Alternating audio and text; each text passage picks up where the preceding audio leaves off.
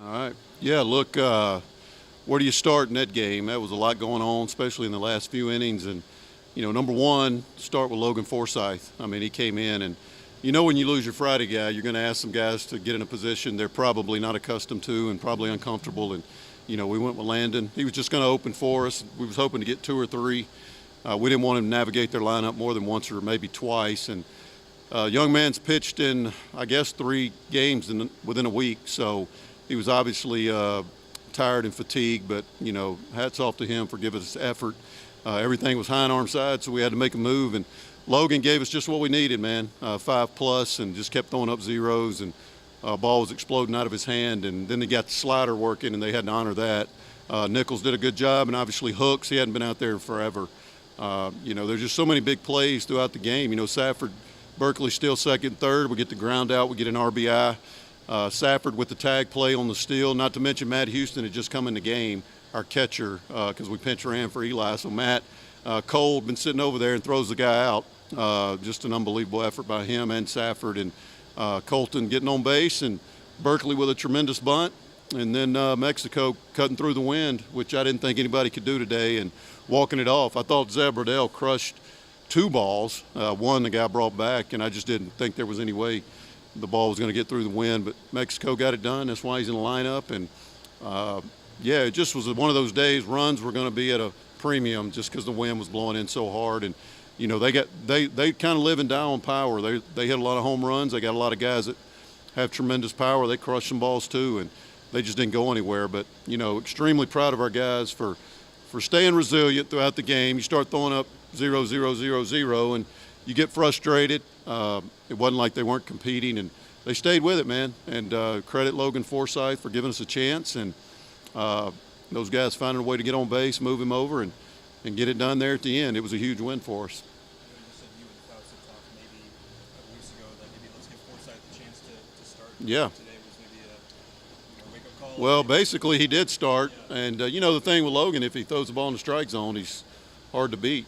All his damage is done, and all the traffic is when his walks. But for all his traffic and mess that he creates, sometimes he finds a way to wiggle out of it, and it's because he has a great fastball. It's because he throws the ball 97, 98 miles an hour.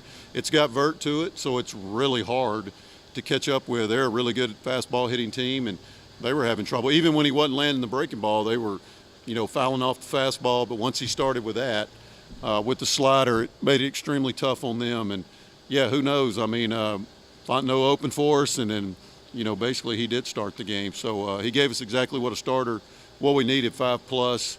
Leave the ball game with a chance to win. I'm sure the message to the hitters all day was keep it out of the air. Yeah. Out of the air. But when Sebastian hit that ball in the air, what was going through your mind? Well, the first thing that went through my mind was I knew it was down because they were in so far. They had their outfielders. Obviously, they had to play there because the winning run was on third base or second base. I can't even remember. Did we get to third? Yeah, on Ballard's ground out. But, once he hit it, I knew it was down. I knew they couldn't run it down, but I didn't think it was going out of the yard. But he absolutely crushed that ball. And the only reason I didn't is because Ruddle hit one earlier, 108 exit velocity, where the guy brought it back. So, but man, he absolutely got on it. And it's like I told him, that's what championships teams do. You find a way to win when your back's against the wall. And this team, they've done it before this year. They find a way to win when it doesn't look good, and extremely proud of them, man. They just showed resilience because I get it. When we were saying quit hitting the ball in the air, and they're giving you a look like no kidding. It's easier said than done, but, man, that was a huge swing by Sebastian. What's the status? He has a strained ligament in his elbow. He doesn't have a tear. He's probably down for about a month minimum. We'll see. He's strong. He's big. He's athletic. He'll probably start throwing in another week. And, he said he came clean to us last Friday night during the rain delay. Said he's been hurting for about a month. And you could tell his velocity just steadily kept going down each start. And he came clean with us, and he went and got it looked at, and he's got a strained ligament. But we'll see. When he comes back, he's probably going to go back to the bullpen, obviously. That's where he's had so much success, in the bullpen. So, and I think Landon, man, if he's fresh and he's not fatigued, I think he's a guy you can run in there because he, to his credit, and to defend him, I knew he was going to be tired. He just pitched so much this past week, but he may be a guy that we use there. I don't know. It may be an opener type deal. We'll figure that out within the week. You've done a lot of walk-offs here.